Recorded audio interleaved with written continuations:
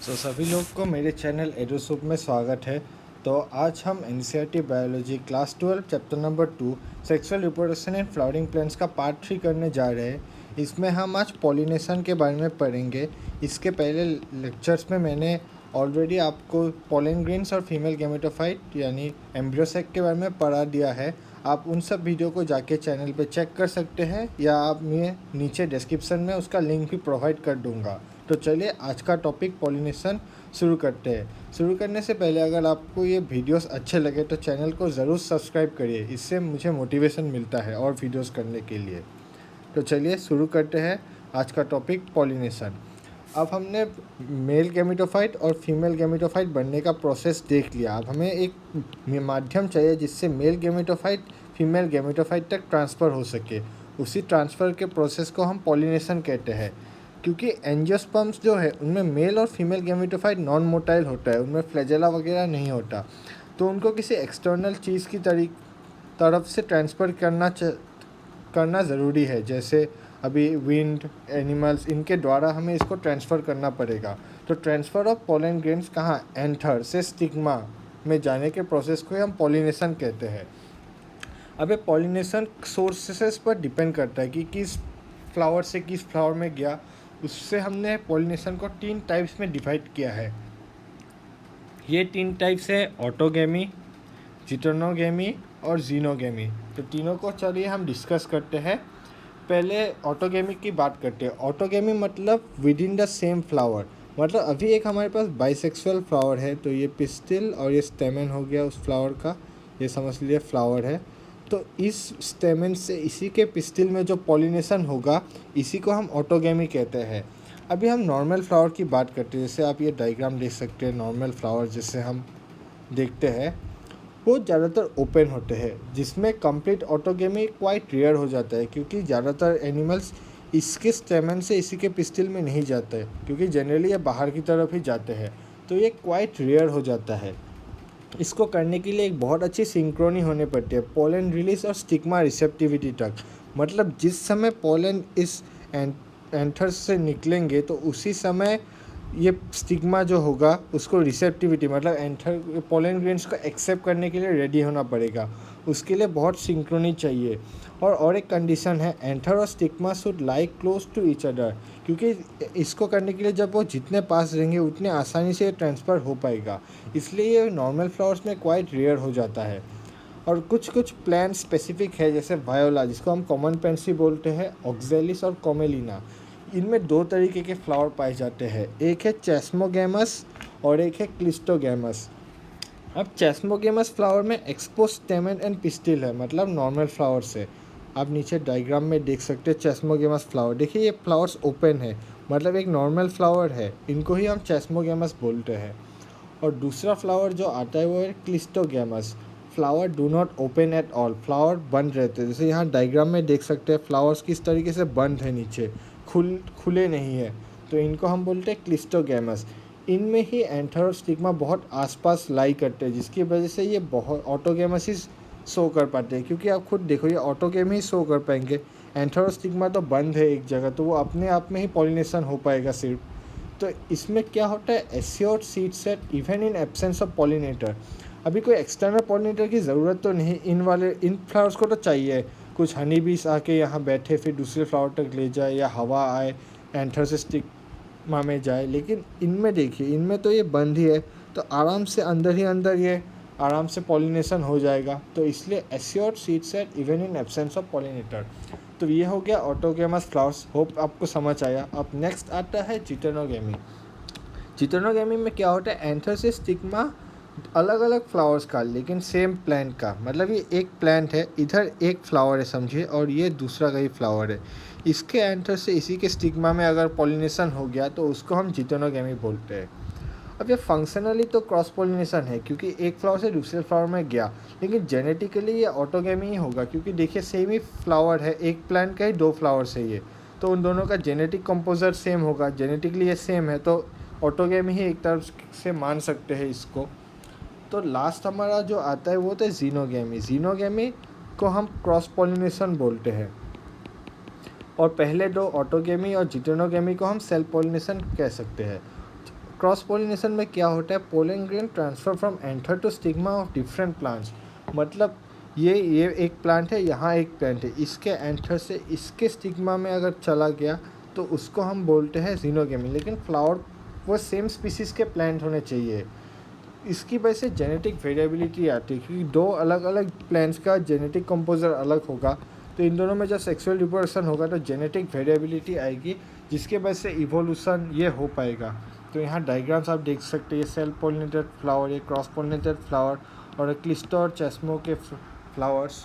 तो next topic में आते हैं, पॉलिनेशन के किस माध्यम से होता है, एजेंट्स ऑफ पॉलिनेशन। पॉलिनेशन आखिर कौन कराता है? तो जनरली दो एबायोटिक होते हैं, विंड और वाटर एबायोटिक, और बायोटिक में आते हैं एनिमल्स। यही जनरली पॉलिनेशन कराते हैं। Majority of plants biotic agents पर डिपेंडेंट है, क्योंकि बायोटिक ज़्यादा रिलायबल होते हैं। विंड और वाटर में जो पॉलिनेशन होगा वो कॉन्टैक्ट से होगा, लेकिन वो चांस फैक्टर है। क्यों? क्योंकि अब विंड और वाटर का कोई डेफिनेट डायरेक्शन नहीं है, वो एक प्लांट से दूसरे प्लांट में ले जाएगा एक पोलन ग्रेन को, वो भी हमें पता नहीं है। तो इसी की वजह से ये एक चांस फैक्टर हो जाते हैं, जिसके लिए प्लांट्स बहुत सारे पोलन ग्रेन्स फॉर्म करता है। इसकी वजह से बहुत सारे पोलन ग्रेन्स जब होंगे तो उसका लैंडिंग परसेंटेज भी ज़्यादा हो जाएगा, तो चांस ज़्यादा बढ़ जाएगा जब ज़्यादा पोलन ग्रेन्स होंगे। अब पहले एबायोटिक में हम पहला टॉपिक पढ़ते हैं, विंड पॉलिनेशन, जिसको हम एनिमोफिली बोलते हैं। एनिमोफिली अभी विंड और वाटर दोनों सिर्फ एबायोटिक के दो ही माध्यम है, उनमें भी विंड ज़्यादा पॉपुलर है, more common in abiotic pollinators. Pollen grains जो होने चाहिए, अब देखिए विंड पॉलिनेशन है तो पोलन ग्रेन्स को दूर दूर तक डिस्टेंस ट्रैवल करना पड़ेगा, तो उनको हल्का होना पड़ेगा, लाइट और नॉन स्टिकी का, इसे चिपकना नहीं चाहिए, ताकि वो आराम से विंड करंट्स के थ्रू लॉन्ग डिस्टेंसेस को कवर कर सके। उनमें एक वेल एक्सपोज स्टेमन होना चाहिए, क्योंकि स्टेमन जब हवा से अच्छा एक्सपोजर होगा तभी तो एंथर्स आराम से हवा के माध्यम से उड़ पाएंगे। और large often feathery stigma to easily trap airborne pollen grains. उनका जो स्टिग्मा होगा वो बहुत फेडरी टाइप का होना पड़ेगा, ताकि पोलन के लिए लैंडिंग प्लेटफॉर्म बढ़ सके। और इनमें एक स्पेशल कंडीशन होता है, single ovule in each ovary. Her ovary में सिर्फ एक ही ओव्यूल होता है। इनके अलग अलग इन्फ्लोरेसेंस होते हैं, जैसे फैमिलीज में कॉर्नकोप्टा टेसल्स में होते हैं, जो स्टिग्मा एंड स्टाइल को रिप्रेजेंट करते हैं। ये जनरली ग्रासेस में बहुत कॉमन होते हैं विंड पॉलिनेशन। तो यहाँ विंड पॉलिनेशन का आप एक डायग्राम देख सकते हैं, एनसीईआरटी का ही है। अब नेक्स्ट आता है वाटर पॉलिनेशन। वाटर पॉलिनेशन को हम हाइड्रोफिली बोलते हैं। ये बहुत ही रेयर होता है एंजियोस्पर्म्स में, और जनरली ये सिर्फ लिमिटेड है 30 जेनरा, मतलब 30 जीनस में ये पाए जाते हैं, जिनमें भी ज़्यादातर मोनोकोटिलीडॉन्स ही पाए जाते हैं।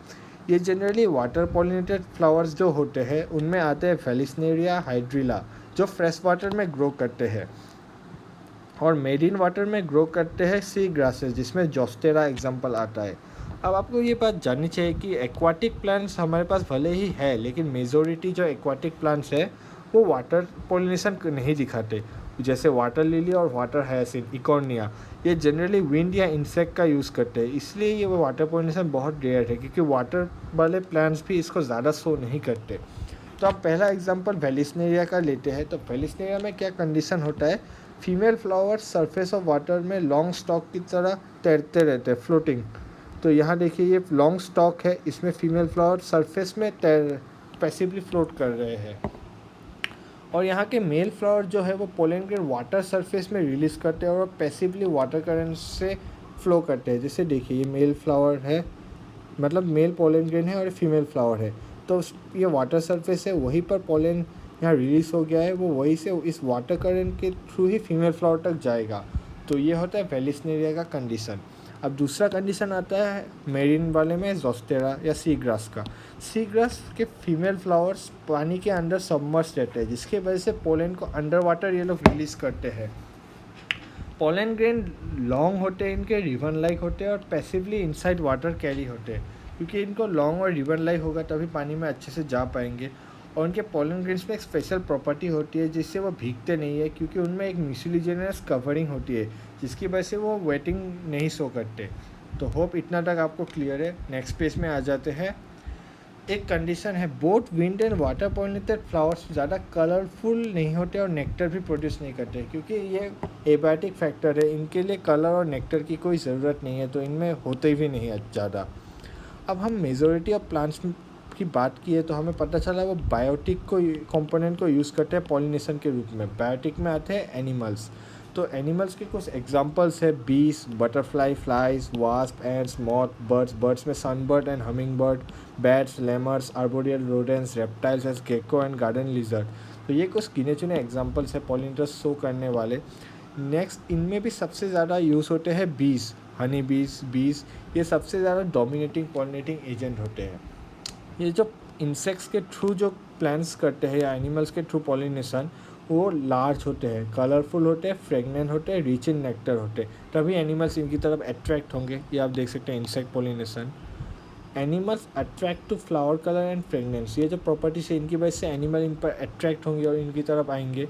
फ्लाइज और बीटल फ्लावर्स को सेक्रेट फाउल ओडर्स सेक्रेट करते हैं ताकि क्या बोलते हैं इंसेक्ट इनके पास आ सके। ये ऑर्डर से वो लोग अट्रैक्ट होते हैं। फ्लावर जनरली वो एनिमल्स को रिवॉर्ड्स भी देते हैं नेक्टर और पोलन ग्रेन्स के रूप में। नेक्टर और पोलन ग्रेन्स को ही लेने के लिए बहुत सारे फ्लाइज इन फ्लावर्स के पास आते हैं। और ये फ्लावर्स बाद में सेफ प्लेस भी हो जाते हैं जहाँ ये इंसेक्ट्स अपने एग्स को ले कर सकते हैं। जैसे टॉलेस्ट फ्लावर ऑफ एमोर्फोफेलस, जो 6 फीट बड़े बड़े फ्लावर्स होते हैं, उनमें भी बहुत सारे इंसेक्ट अपने एग्स को ले करते हैं। और एक म्यूचुअलिज्म का एग्जांपल आ जाता है इसमें यूक्का प्लांट और प्रोडुबा मॉथ, जो अपने लाइफ साइकिल एक दूसरे के बिना कंप्लीट नहीं कर सकते। अब हमने पॉलिनेशन के बारे में पढ़ लिया तो हमें पता चला कि वो लोग नेक्टर या पोलन ग्रेन्स प्रोवाइड करते हैं। तो ऐसे कुछ इंसेक्ट्स भी है जो सिर्फ पोलन और नेक्टर को कंज्यूम करने आते हैं बिना पॉलिनेशन करने के लिए। इन्हीं को हम पोलन या नेक्टर रोबर्स कहते हैं। अब इनसे बचने के लिए प्लांट्स अपने पॉलिनेटर्स के साथ को इवोल्यूशन शो करता है, मतलब एक दूसरे के बिना ये लोग नहीं पॉलिनेशन शो नहीं कर पाते। जैसे आप यहाँ देख सकते हैं, can not complete their life cycle without each other, मतलब ये ऐसे इवॉल्व हुए हैं कि एक दूसरे पर डिपेंडेंट हो गए। इसकी वजह से पोलन और नेक्टर रोबर्स को ये कमाना चाहते हैं, तो वैसे ही ये लोग अपने पर डिपेंडेंसी बना के रखे हैं। तो पॉलिनेशन पर इतना ही आज के वीडियो में। नेक्स्ट हम बात करेंगे आउटब्रीडिंग डिवाइसेस और पोलन पिस्टिल इंटरेक्शन के बारे में है। तो अगर आपको ये वीडियो अच्छा लगे तो वीडियो को लाइक करें, शेयर करें और हो सकता है तो चैनल को सब्सक्राइब करें